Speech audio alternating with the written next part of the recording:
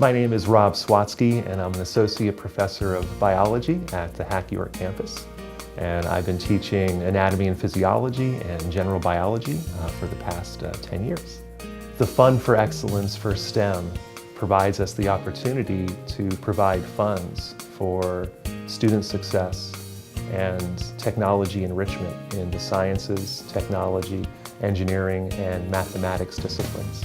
One opportunity for the biology discipline that the STEM funds would provide is the ability to bring our biology courses into the 21st century across all of the Hack campuses.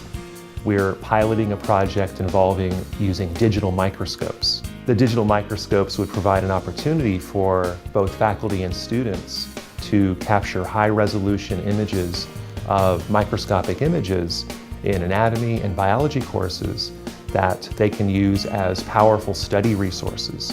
The Funds for Excellence in STEM would also provide opportunities for other areas of technology and science enrichment.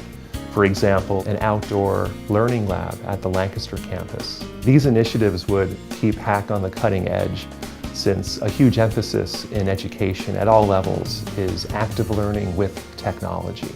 The Fund for Excellence in STEM will allow students the opportunity to utilize these powerful tools in the science classroom.